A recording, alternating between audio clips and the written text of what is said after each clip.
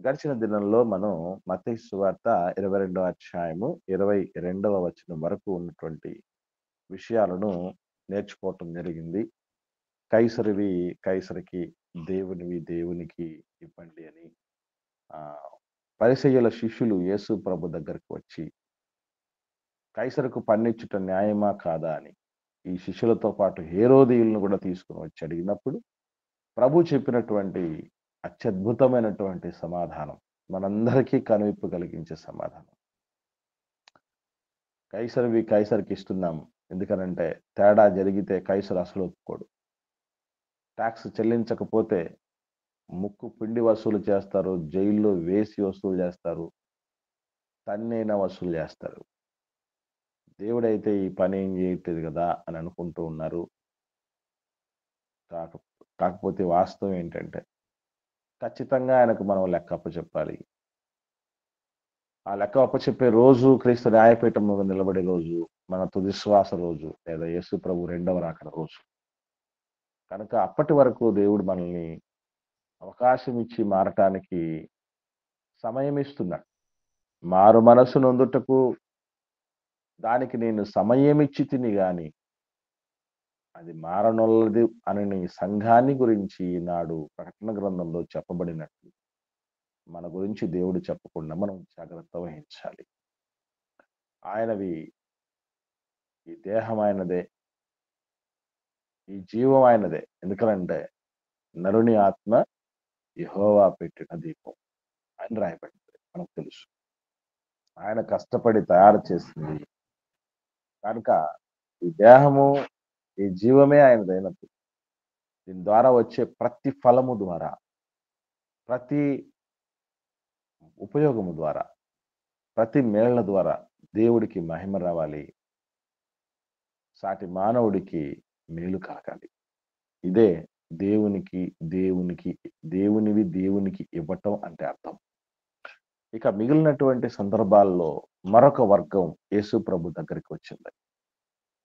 గత కాలంలో పరిసయ్యులొచ్చి ఏ అధికారము వలన నువ్వు ఈ పనులు చేస్తున్నావని అడిగినందుకు ప్రభువుల వారు 3 ఉపమానాలు చెప్పారు.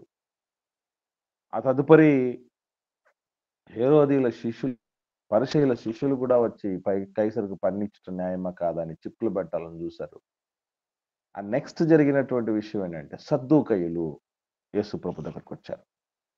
మత్తయి సువార్త 22వ అధ్యాయము 23వ వచనం నుండి 33వ వచనం వరకు ఉన్నటువంటి వాక్య భాగాలు పునరుత్థానమును గురించి సద్దూకయ్యులు ప్రశ్న, యేసు ప్రభు ఇచ్చిన జవాబు అనేది ఉంటుంది.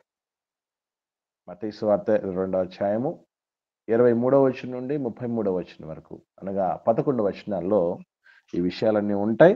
సాధ్యమైనంత వరకు ఎక్కువ వచనాలు మనం ధ్యానించే ప్రయత్నం చేద్దాం. నేను చదువుతున్నాను. మత్తయి సువార్త 22వ అధ్యాయము 23వ వచనం.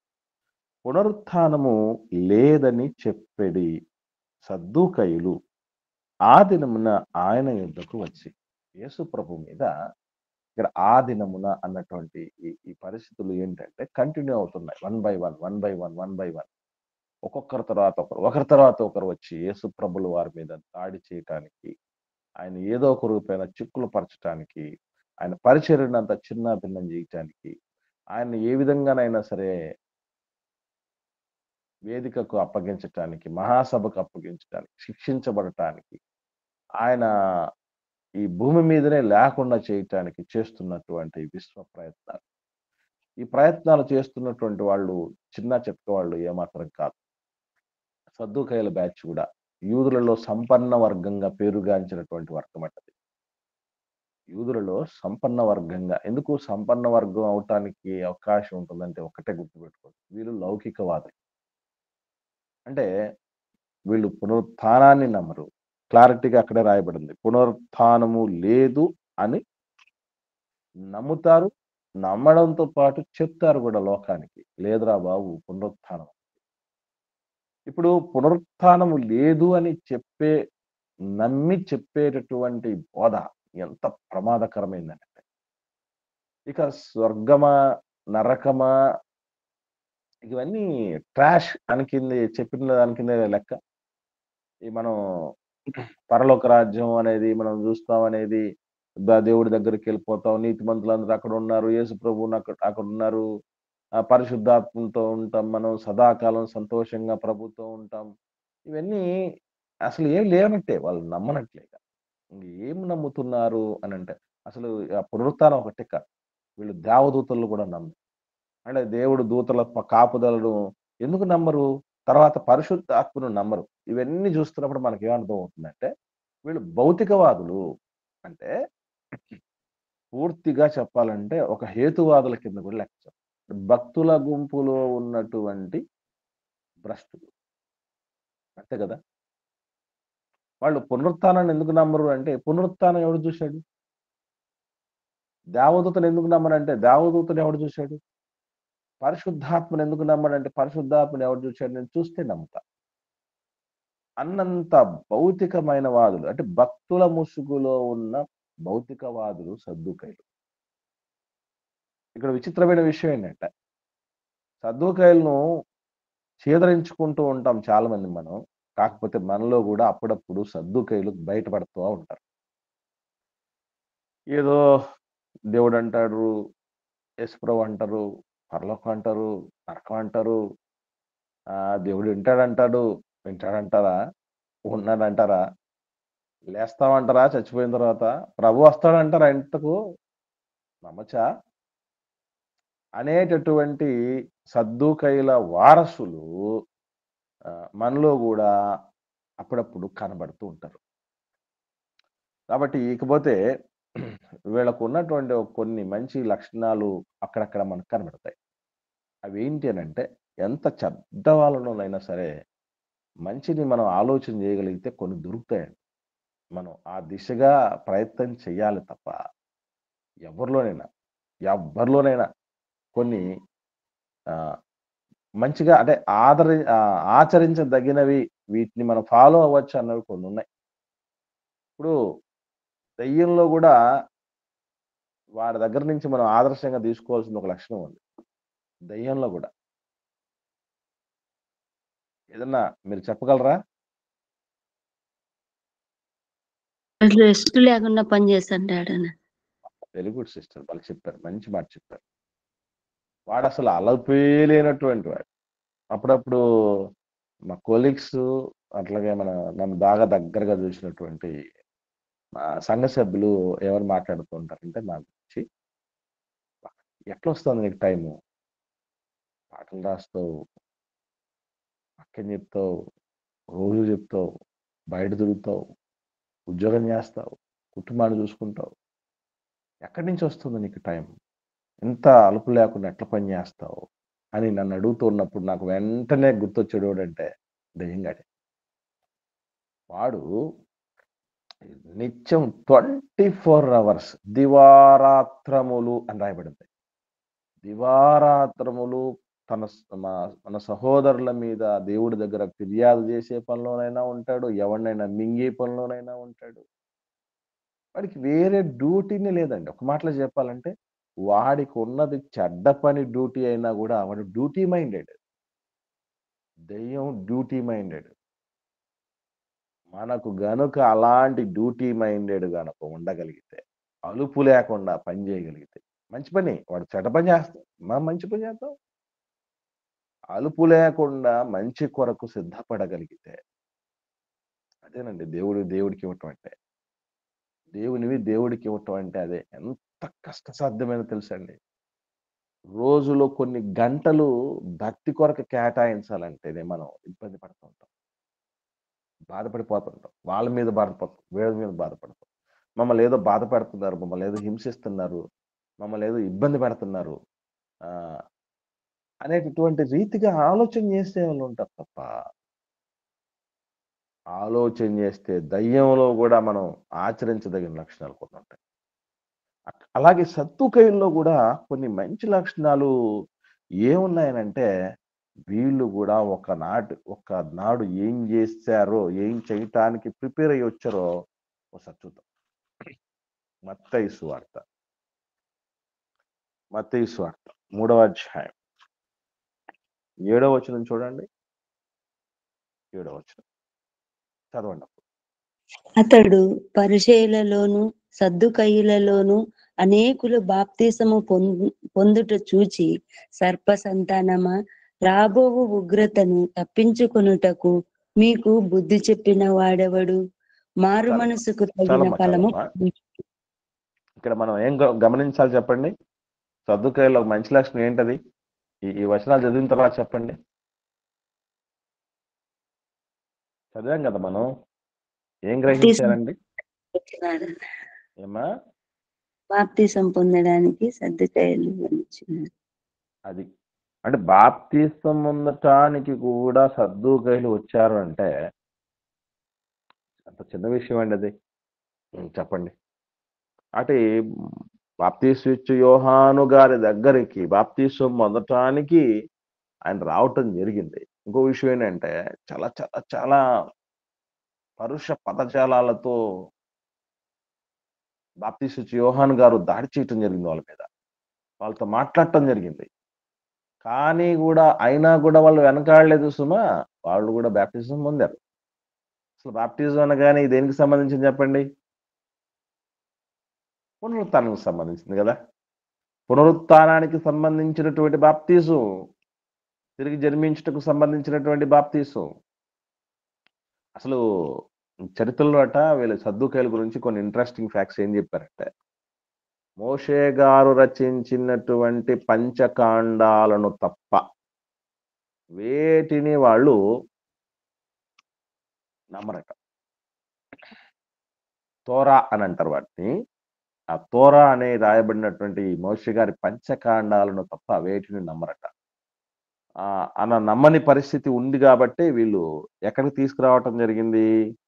ఏ సందర్భం తీసుకురావటం జరిగింది యేసు ప్రభు వాళ్ళ దగ్గరికి అని అంటే, ఒకసారి ఇప్పుడు మళ్ళీ వద్దాం. మత్తయి సువార్త 22వ అధ్యాయం 24వ వచనం నుండి. బోధకుడా, ఒకడు పిల్లలు లేక చనిపోయిన ఎడల అతని సహోదరుడు అతని భార్యను పెండ్లి చూసుకొని తన సహోదరునికి సంతానము కలుగజేయవలనని మోషే చెప్పెను. వెంటనే మోషే గారి దగ్గరికి తీసుకురావడం జరిగింది. ఏమంటే మోషే గారు గడించినటువంటి ఖ్యాతి ఎంత గొప్పదంటేనండి, ఎవరెవరైనా ఏదేదైనా నమ్మలేకపోవచ్చేమో కానీ మోషే గారి ధర్మశాస్త్రాన్ని మాత్రం పిచ్చి పిచ్చిగా నమ్మేటటువంటి వాడు.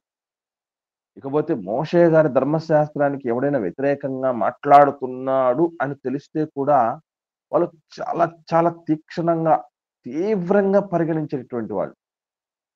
అంత గొప్ప ఖ్యాతి మోషే గారు గడించారండి.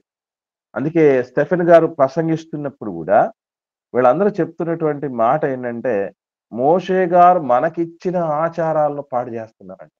ఒకసారి చూద్దాం. మోషే గారికి ఎంత క్రేజు ఉందో సమాజంలో, యూదుల మధ్య, ఇశ్రాయేలీల్లో వాళ్ళు శాస్త్రులు కావచ్చు, పరిసయ్యులు కావచ్చు, ఈవెన్ సద్దుకాయలు కావచ్చు. సద్దుకాయలు కూడా మోషే గారు చెప్పినటువంటి ఆజ్ఞను తీసుకొని వచ్చి మాట్లాడుతున్నారు చూడండి. ఒకసారి సమాజం, యూద సమాజం, ఇశ్రాయేల్ సమాజం అంతా ఎలాంటి ఆలోచనలో ఉంటున్నారంటే 6వ అధ్యాయం 14వ వచనం అపోస్తలుల కార్యములు 6వ అధ్యాయం 14వ వచనం చూడండి. ఒకరు చదవండి. ఈ నజరేయుడైన యేసు ఈ చోటును పాడు చేసి మోషే మనకిచ్చిన ఆచారములను మార్చునని వీడు చెప్పగా మేము వింటిమనిరి. వాళ్ళకి ఎందుకు కోపం వచ్చిందట? మోషే గారు మనకిచ్చిన ఆచారాలను ఈ యేసు ప్రభు అనే అతను మార్చేస్తాడని ఈ స్టెఫన్ అనేవాడు బోధిస్తున్నాడు. మోషే గారు ఇచ్చిన ఆచారాలను, మోషే మనకిచ్చినటువంటి ఈ ఆజ్ఞలను మార్చటానికి ఈ యేసు ప్రభు ఎవడు? వాడి తరపున వచ్చినటువంటి ఈ స్టెఫన్ ఎవడు? అది వాళ్ళ క్వశ్చనింగ్, వాళ్ళ ఆలోచన విధానం అది. ఎవరు వీళ్ళు అంతా? మోషే గారు ముఖాముఖిగా దేవుడితో మాట్లాడినటువంటి వాడు. మోషే గారి నాయకత్వంలో లక్షల మంది నడిపించబడినటువంటి వాడు. మోషే గారి క్రింద ఎన్నో ఆజ్ఞలు జారీ చేయబడ్డాయి. ఎన్నో సంస్కరణలు జరిగాయి. ఎన్నో యుద్ధాలు జరిగాయి. ఎందరో నాయకుల్ని సిద్ధపరిచాడు ఆయన. 40 సంవత్సరాలు సజీవయాగం అయ్యాడు ఆయన. ఆయనతో పోల్చినప్పుడు ఎవరండి వీళ్ళు? అది వీళ్ళ ఆలోచన విధానం. నిజంగా అలాంటి వ్యక్తులను దేవుడు ఊరికే నేనెప్పుడూ అనుకుంటూ ఉంటా. ఏమనంటే ఒక డ్రీమ్ నాకు. ఏంటంటే, మోషే వంటి ప్రవక్త పుట్టాలి అనుకున్నాడు దేవుడు. అంటే అర్థం ఏంటంటే, మోషే గారిని ఒక్కసారి ఈ భూమి మీద చూసుకుంటే దేవుడికి తనివి తీరలేదండి. మళ్ళీ నీలాంటోడిని చూడాలనుకున్నాడు. అలాగే ఏలియా గారిని గూడా ఒక్కసారి భూమి మీద చూసుకున్నందుకు దేవుడికి తృప్తి కలగలే. అందుకే ఏలియా లాంటి నీలాంటోడిని ఇంకొకడిని పుట్టిస్తాను. దేవుడు మనం బతికితే ఎలా బతకాలంటే, ఒక్కసారి ఈ భూమి మీద నిన్ను పుట్టించుకోవటం నాకు తనివి తీరలేదు బిడ్డ. నీలాంటి బిడ్డని ఇంకొకరిని పుట్టించుకుంటాను అనేంత గొప్పగా బతకాలి. అది మోషే గారి జీవితంలో, ఏలియా గారి జీవితంలో నాకెప్పుడు అనిపిస్తుంది. అసలు మనల్ని ఎందుకు పుట్టించావురా? తొందరగా వీళ్ళని తీసేయాలి అనేటటువంటి ఆలోచన తెచ్చేస్తున్నాం దేవుడికి మనం. వీళ్ళకి ఆయుష్ ఇచ్చి ప్రయోజనం లేదు. ఆరోగ్యం ఇచ్చి ప్రయోజనం లేకుండా పోతుంది. ఎన్ని సమకూర్చినా కూడా ప్రయోజనం లేకుండా పోతుందని దేవుడు పశ్చాత్తాపపడే పరిస్థితి మనం తెచ్చుకోకూడదు. ఒక మోషే గారిని మళ్ళీ చూడాలనుకున్నాడు. ఒక ఏలియా గారిని మళ్ళీ చూడాలనుకున్నాడు. నిన్ను నన్ను మళ్ళీ చూడాలనుకునే విధంగా మనం బ్రతకగలుగుతున్నాం. ఆలోచన. అంత ఇంప్రెసివ్ పర్సనాలిటీ మోషే గారిది. రైట్. చూద్దాం. మోసే మనకు చెప్పాడు అని అన్నాడు గదా! ఏమని జెప్పాడు? ఎందుకు చెప్పాడు? నిజంగా దేవుడికండి మానవుడంటే ఎంత అద్భుతమైనటువంటి ప్రేముందో, గురుందో ఈ ఈ ఇచ్చిన ఆజ్ఞలు చూస్తుంటే నిజంగా పిచ్చెక్కిపోద్దండి. ఇప్పటికీ ప్రపంచంలో ఆశ్చర్యకరమైనటువంటి చట్టాలు,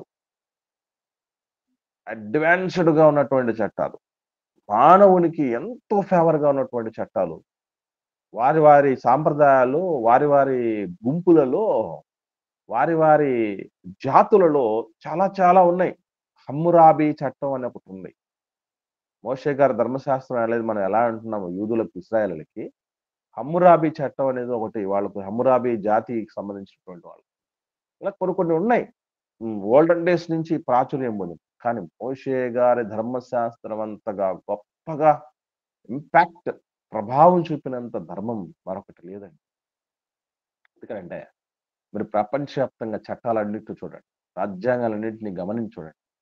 ఆ రాజ్యాంగాలన్నిటిలో కంపల్సరీగా మూలమైనటువంటి, ప్రధానమైనటువంటి ఆజ్ఞలన్నీ గూడా పొందుపరిచినటువంటి ఆర్టికల్స్ ఏదైతే ఉన్నాయో వాటిలన్నిటికి మూలంగా మోషే గారు చెప్పిన ధర్మశాస్త్రంలోని విషయాలుంటాయి. అంతవరకెందుకు మన దేశంలో ఇండియన్ పీనల్ కోడ్‌లో ఈ ఉరి శిక్ష ఎవరికి విధించాలి? యావజ్జీవ కారాగార శిక్ష ఎవరికి విధించాలి? దేన్ని నేరం అంటారు? దేన్ని నేరం గాదంటారు? అసలు ఆశ్రయపురాలున్నాయి తెలుసా? ఆశ్రయపురాలు తెలుసమ్మా మీకు ఎవరికైనా బ్రదర్స్ మాట్లాడండి సిస్టర్స్ ఆర్ బ్రదర్స్. ఆశ్రయపురములు అని రాయబడింది మోషే గారి ధర్మశాస్త్రంలో. ఎవరికైనా ఐడియా ఉందా? ఉందన్న చదువుకున్నామన్నా. అమ్మా! అసలు ఆ ఆశ్రయపురాలు ఏంటనుకుంటున్నారు? ఇప్పటి కాలంలో ఆశ్రయపురాలే ఏమయ్యాయో తెలుసండి? పోలీస్ స్టేషన్‌లో. పోలీస్ స్టేషన్‌లయ్యాయి. వెరీ గుడ్ అమ్మా. పోలీస్ స్టేషన్‌లయ్యాయి. పోలీస్ స్టేషన్‌లే ఆశ్రయపురాలు. అసలు పోలీస్ స్టేషన్ అంటే అర్థం ఏంటి? రక్షక భట నిలయము అని. ఆశ్రయం అంటే ఏంటి? రక్షించటం. ఆశ్రయం కల్పించటం అంటే వేరే వాళ్ళ నుంచి రక్షించటమే. కాబట్టి వీటన్నిటికి నమూనాలొచ్చేసాయి అప్పుడే. ఈ క్రమంలోనే 25వ అధ్యాయము ద్వితీయోపదేశకాండం చూద్దాం. 5వ వచనం నుండి. నేను చదువుతున్నాను. జాగ్రత్తగా పరిశీలించండి. 5, 6 వచనాలు. ద్వితీయోపదేశకాండం 25వ అధ్యాయం 5, 6 వచనాల్లో. సహోదరులు కూడి నివసించుచుండగా వారిలో ఒకడు సంతానము లేక చనిపోయిన ఎడల, చనిపోయిన వాని భార్య అన్యుని పెళ్లి చేసుకొనకూడదు. ఆమె పెనిమిటి సహోదరుడు ఆమె యొద్దకు పోయి ఆమెను పెళ్లి చేసుకొని తన సహోదరునికి మారుగా ఆమె ఎడల భర్త ధర్మము జరుపవలెను. చనిపోయిన సహోదరుని పేరు ఇశ్రాయేలీల్లో నుండి తుడిచివేయబడకుండునట్లు ఆమె కను జ్యేష్ఠ కుమారుడు చనిపోయిన సహోదరునికి వారసుడుగా ఉండవలెను. ఎవడెంత మంచోడు, ఎంత గొప్పోడంటే, ఒక బతికున్న వాళ్ళనే పట్టించుకొని ఇలాంటి ప్రపంచంలో ఇట్లాంటి దేవుడు ఇట్లాంటి ప్రపంచానికి ఒక ఆయనంటూ ఉన్నాడనటం నిజంగా ఆశ్చర్యకరంగా అనిపిస్తది. అద్వితీయంగా అనిపిస్తది. ఊహకు అందదది. ఎందుకనంటే బతికున్నోళ్ళే పట్టించుకోకపోతే చచ్చిపోయినోడి పేరు గూడా పోకూడదు, నిలిచిపోవాలనుకునేవాడు దేవుడు. చనిపోయిన వాడి పేరు తుడిచిపెట్టకూడదట. దేవుడు అందుకేనండి నిన్ను నేను అరచేతుల్లో చెప్పుకున్నాను. నీకు నాకు లోకములో గుర్తింపు లేకుండా పోద్దాం. మనుషుల మధ్య, బంధువుల మధ్య మనకు గుర్తింపు లేకుండా మనం కనుమరుగైపోతాం మేము. కానీ దేవుడు మాత్రం ఎప్పటికీ మన కోసం ఎన్ని జనాలను, ఎన్ని తరాలను భరించుకుంటూ తీసుకొనొచ్చాడో తెలుసా? నాకెప్పుడు ఆశ్చర్యం అనిపిస్తూ ఉంటది. ఏంటంటే, మా నాన్నగారు భయంకరమైన అన్యజనుడు, విగ్రహారాధికుడు. విచ్చలవిడి జీవితాన్ని కలిగి ఉన్నాడట. ఇంకా వాళ్ళ నాన్న ఎలా ఉంటాడో తెలీదు. మా నాన్న కూడా లాస్ట్ బ్రీత్ ఒక సంవత్సరానికి చనిపోతాడనే లోపు బాప్టిజం తీసుకొని మారుమనసు పొందటం జరిగింది అంతే. అంటే ఇలాంటోళ్ళందరిని ఎవరి కోసమురా భరిస్తూ, సహిస్తూ వస్తున్నాడంటే, ఈ చిన్న నలుసు ఒకటొస్తది. ఈ నలుసు ఒకటొస్తది. దానికోసం వీళ్ళందరినీ భరించుకుంటూ, సహించుకుంటూ తీసుకురావటం, దాటుకుంటూ తీసుకురావటం. ఎంత లైనేసాడండి దేవుడు. ఆదాము, హవ్వల దగ్గర నుంచి లైన్ జాగ్రత్తగా కాపాడుకుంటూ వచ్చాడు మీకోసం, నా కోసం. అంతటితో మనం ఈ భూమి మీద అసలు మనకు పిల్లలు, సంతానం అనేది ఎందుకు ఏర్పాటు చేశాడు తెలుసండి? సంతానం అన్న ఆ పద్ధతిని, ఆ పరిస్థితిని ఎందుకు ఏర్పాటు చేశాడంటే, నువ్వు నేను చచ్చిపోకూడదని. నీ పేరు, నా పేరు తుడిచిపెట్టకూడదని. అందుకే కొడుకు పుట్టిన తర్వాత, కూతురు పుట్టిన తర్వాత ఏముంటది వాళ్ళకి? వాళ్ళ ఐడెంటిటీ ఎవరుగా ఉంటది? Son of, daughter of. అంటే మనం చచ్చిపోయినా ఆ బతికున్న బిడ్డల రూపంలో మనం బతుకుంటాం. ఒకవేళ కొందరు పిల్లలు ఇప్పుడున్నటువంటి పరిస్థితులు కొంచెం చాలా బట్టి భౌతికంగా పిల్లలు కలగలేదనుకోండి, బాధపడాల్సిన పని లేదు. వ్యధ చెందాల్సిన పని లేదు. ఆత్మీయంగా బిడ్డల్ని కనే భాగ్యం ఇచ్చాడు దేవుడు. అటువంటి బిడ్డలు కూడా ఏం చెప్పుకుంటారు? ఇప్పుడు నా చేత బాప్తిస్మం పొందిన బిడ్డలు, నాతో వాక్యంతో పెంచబడుతున్న బిడ్డలు ఏమని చెప్పుకుంటారు? ఆత్మీయ తండ్రి అని చెప్పి. పలానాయన ఆత్మీయ బిడ్డలు అని చెప్పుకుంటారు. అంటే నాకు చావు లేదు. నాకు భౌతికంగా చావు లేకుండా చేశాడు దేవుడు. ఆత్మీయంగా చావు లేకుండా చేశాడు. ఒక్క మనిషి కోసం ఇంత ఆలోచించే దేవుడా? ఒక మనిషి కోసం ఎవరు ఆలోచన చేస్తారండి ఇట్లాగా? ఈరోజు మన సొంతోళ్ళు అనుకున్న వాళ్ళు కూడా అలా ఆలోచించలేదు. అసలు ఈరోజు నేను ఇలా సేవలో ఉండడానికి కూడా ఆ తత్వమే. ఆ దేవుడు ఒక చచ్చిపోయిన వాడి పేరు కూడా భూమి మీద తుడిచిపెట్టకూడదు. ఎంత ఆలోచన అండి దేవుడు. అంతగా ఆలోచిస్తున్న దేవుడి కోసం ఈరోజు మానవులుగా మనం ఎంత ఆలోచన చేస్తున్నాం? ఆలోచించండి. చచ్చిపోయినోడిని కూడా మర్చిపోకూడదు అనుకున్నాడు దేవుడు. కానీ సజీవుడైన దేవుడిని లెక్కలేనన్ని సార్లు మర్చిపోయాం. ఎంత బాధాకరమైన విషయం.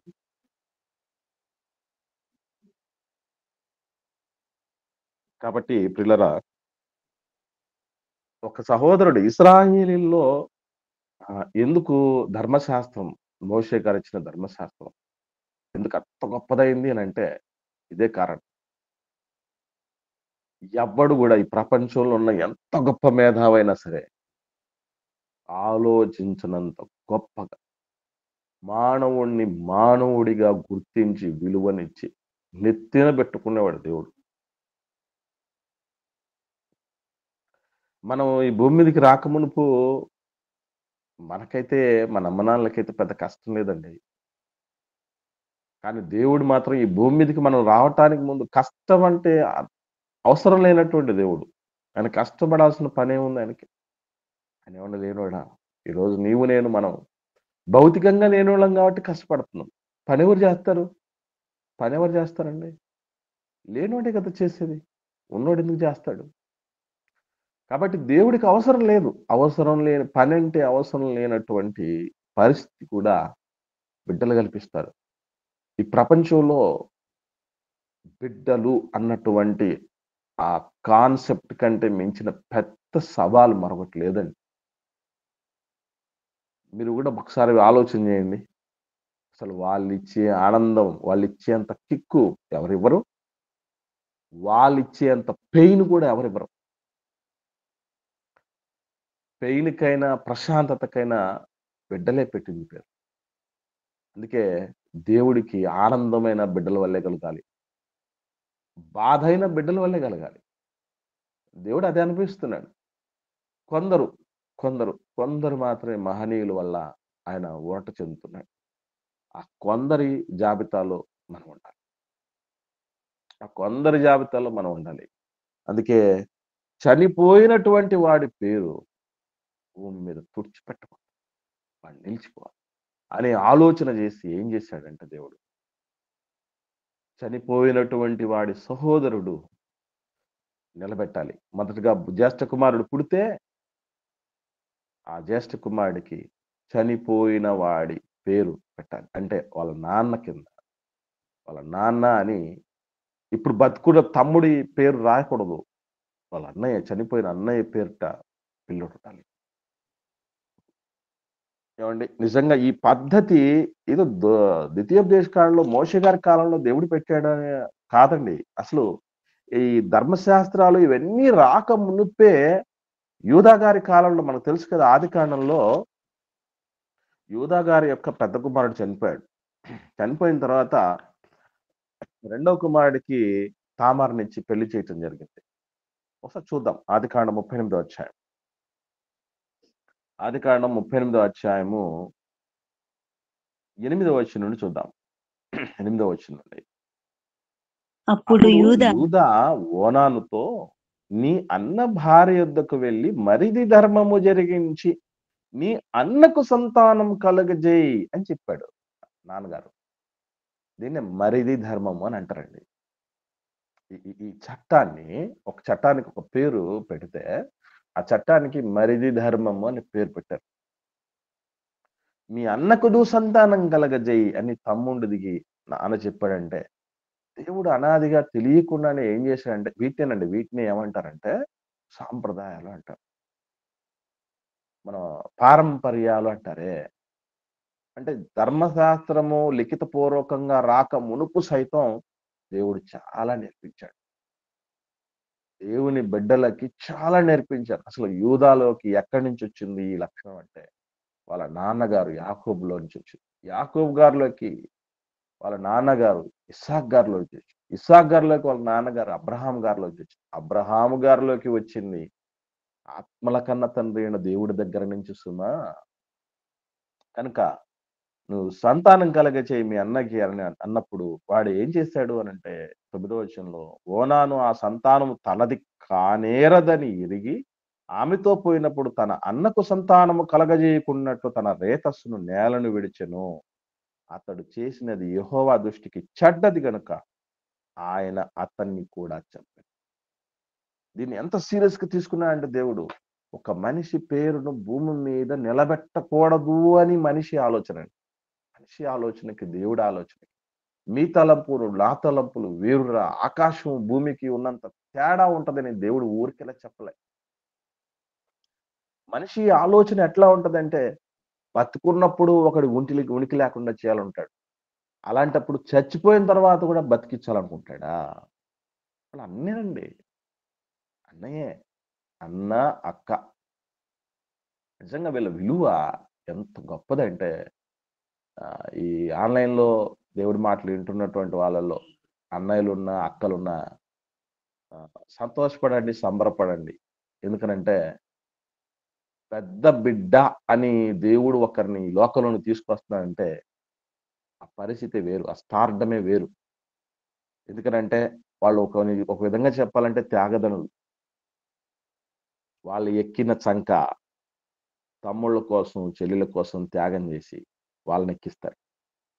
వాళ్ళు తాగిన పాలు తమ్ముడి కోసం, చెల్లెల కోసం త్యాగం చేస్తారు. వాళ్ళకున్న అనుభవాలు ఎన్నైతే అనుభవాలున్నాయో, ఆ అనుభవాలు ముందున్న అనుభవాలన్నీ తమ్ముళ్ళకు, చెల్లెలకు పంచుతారు. మీకెప్పుడో తెలుసో తెలీదో చిన్న పిల్లలు యాక్టివ్‌గా ఉండి, పెద్ద పిల్లలు కాస్త డల్‌గా ఉంటారు ఎందుకో. తెలుసా మీకు? చెప్పాను నేను ఇంతకుముందు మీకు. గుర్తుందా ఎవరికైనా? పెద్ద బిడ్డకి ఏదో లోకంలో సామెత కూడా ఉంది. వేపకాయంత వెర్రుంటదట. ఆడబిడ్డ గాని, మగ బిడ్డ గాని చెప్తూ ఏమంటారంటే, పెద్ద బిడ్డలు డల్లర్సు అని మాట్లాడుతుంటారు. వాళ్ళసలు డల్‌గా ఉండడానికి కూడా కారణం తెలీదండి చాలా మందికి.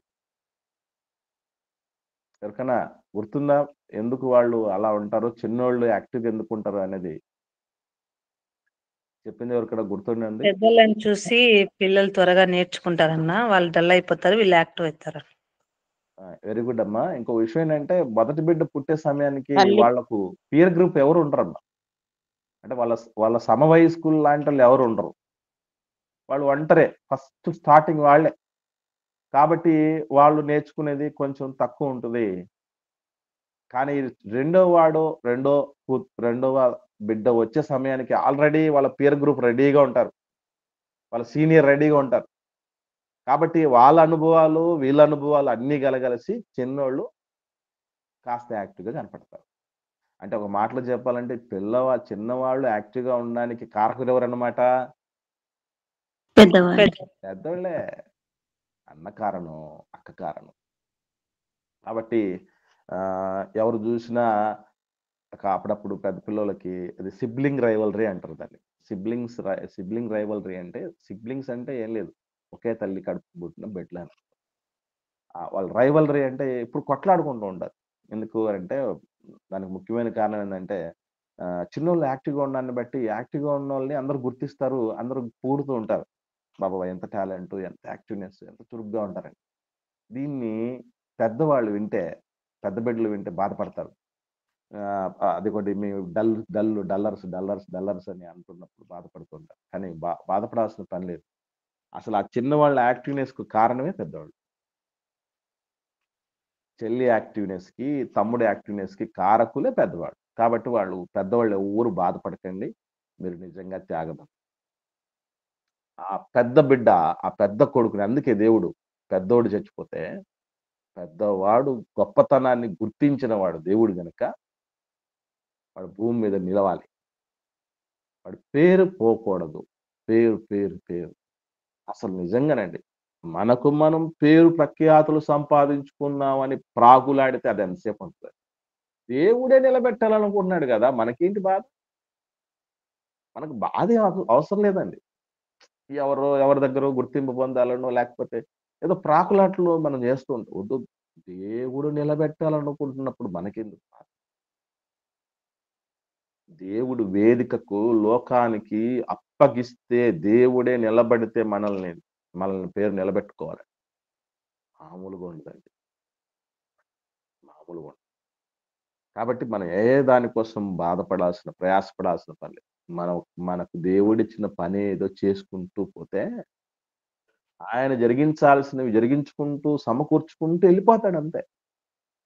ఏం ఫికర్ మత్ మై హూనా అంటాడు దేవుడు. నేనున్నా.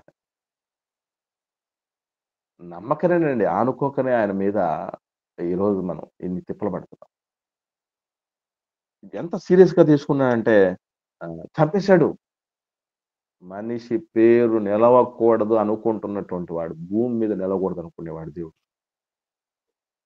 నేనే కాదు, మిగతా వాళ్ళు కూడా పేరు ప్రఖ్యాతులుగా ఉండగలగాలి.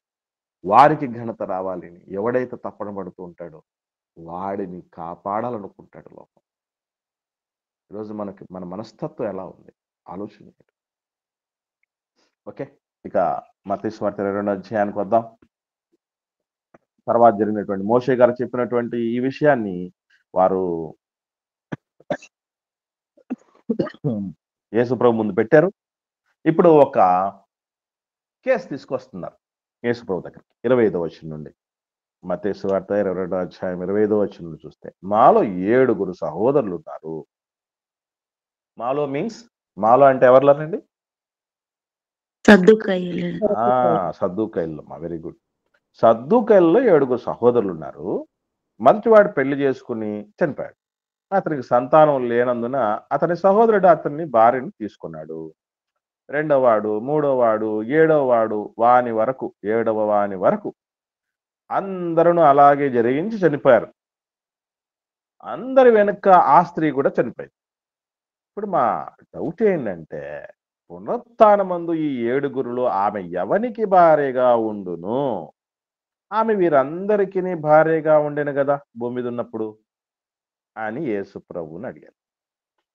ఇదండి వాళ్ళకు వచ్చినటువంటి ధర్మ సందేహం.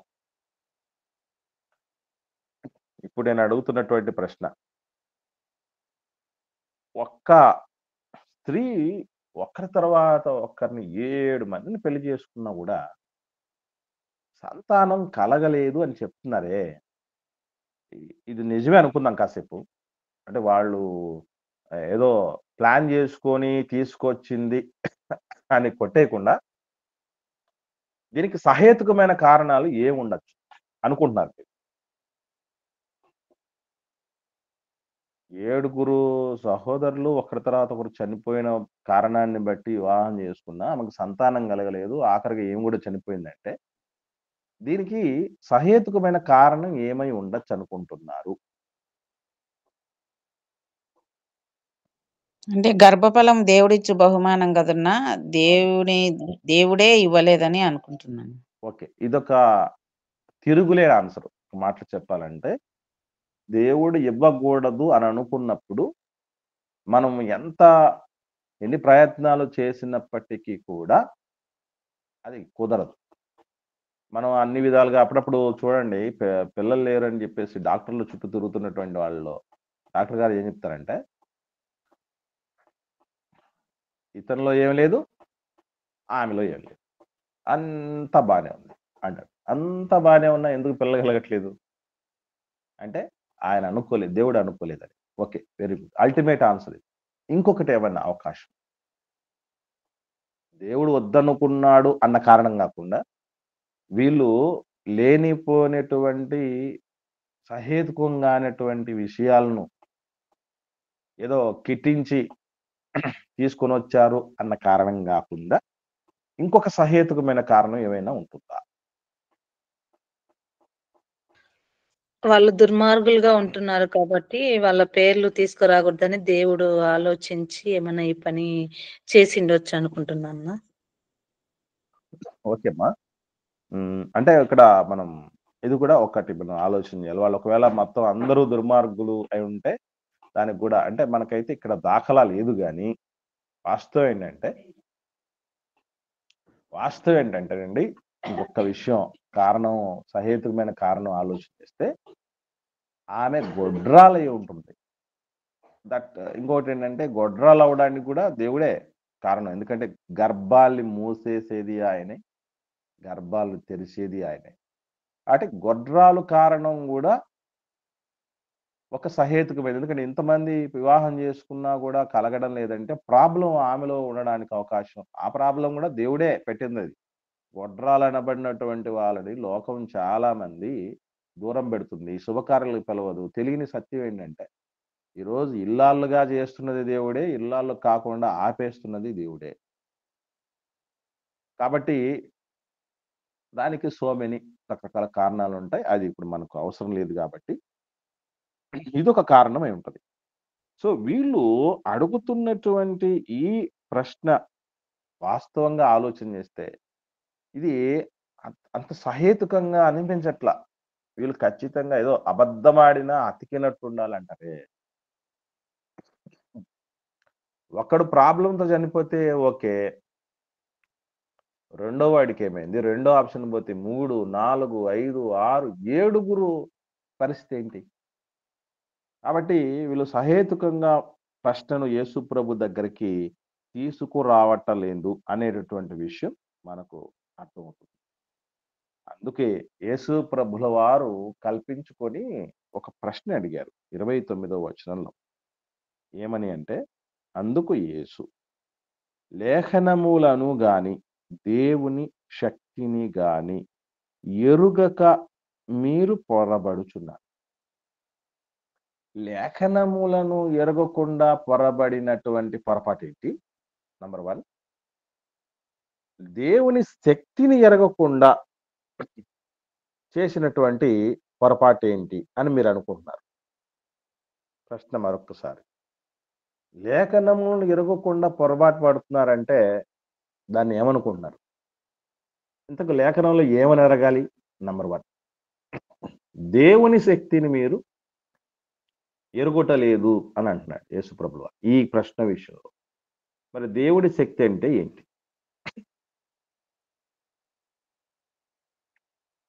చెప్పండి.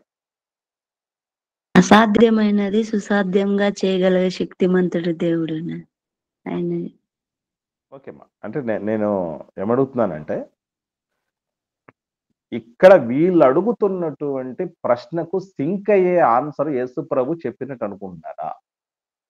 దానికి సరిపోలేటటువంటి విధంగా ఎలా ఉందనుకుంటున్నారు? ముందు లేఖనములను ఎరగలేదు అంటే లేఖనాలను ఎలా ఎరగలేదు? లేఖనాలు ఏముందని ఎరగాలి వాళ్ళు. ఒకటి. రెండవది, దేవుడి శక్తిని ఎరగలేదు అని అంటే దేవుడి శక్తి ఏమై ఉంటది?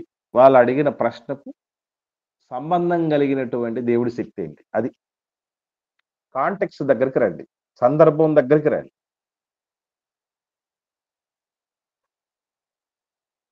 ఓకే, శారా గారికి చెప్పండి. మృతతుల్యమైనప్పుడు కూడా దేవుడు పిల్లల్ని ఇచ్చినాడు కదనా ఓకేమ్మా. శారమ్మ గారి అంటే అది మీరు ఎందుకు గుర్తు చేసుకోవడం లేదు? లేఖనాలని అన్నిట్లో ఉందినా. రాళ్ల వల్ల కూడా అబ్రహాం గారు పిల్లలు కలగజేస్తుంది. ఓకేమ్మా, వెరీ గుడ్ అమ్మా. ఇక్కడ శారమ్మ గారికి సంతానం లేకపోతే సంతానము కలిగించగలడు అన్నది దేవుడి శక్తికి 100% నిదర్శనమే, దాన్ని తిరిగేలేదు. కాకపోతే సందర్భానికి సింక్ అయ్యే ఉదాహరణ అది కాదు. ఎందుకు కాదంటున్నానంటే, సరే కిందికి చదువుతాం, చదివిన తర్వాత ఏమన్నా మీకు స్ట్రైక్ అవుద్దేమో చూడండి, ట్రై చేయండి. 30వ వచనం. పునరుత్థానమందు ఎవరునూ పెళ్లి చేసుకొనరు, పెళ్లికి ఇయ్యబడరు, వారు పరలోకమందున్న దూతల వలె ఉందురు. ఇంకా మృతుల పునరుత్థానమును గూర్చి నేను అబ్రహాము దేవుడను, ఇస్సాకు దేవుడను, యాకోబు దేవుడనై ఉన్నానని దేవుడు మీతో చెప్పిన మాట మీరు చదవలేదా? ఆయన సజీవులకే దేవుడు గాని మృతులకు దేవుడు కాడని వారితో చెప్పెను. జనులు అది విని ఆయన బోధకు ఆశ్చర్యపడిది. సో రేపటి దినానికి మీకు ఇది హోంవర్క్. 29వ వచనములో యేసు ప్రభు చెప్పినటువంటి ఈ మాట, లేఖనములను మీరు ఎరుగలేదు, దేవుడి శక్తిని ఎరుగలేదు అని చెప్పినటువంటి ఈ మాటకు ఆ తదుపరి 30వ వచనం నుండి 33వ వచనం వరకు ఉన్నటువంటి ఈ 4 వచనాల్లో, అంటే 29వ వచనంలో ఉన్నటువంటి ఆ మాటకి వివరణే ఆ తర్వాత 4 వచనాలలో ఉన్నది. ఇంతకు ఆ వివరణ ఏమిటి?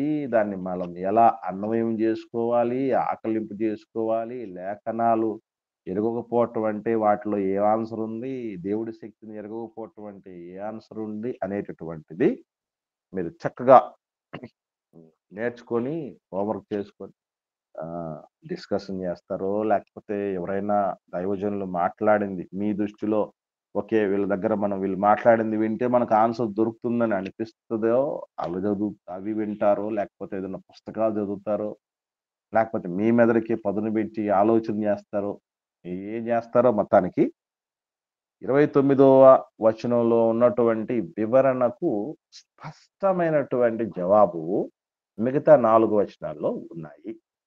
వాటిని మనం పసిగట్టి వెలికి తీయాల్సినటువంటి పరిస్థితి మనకుంది.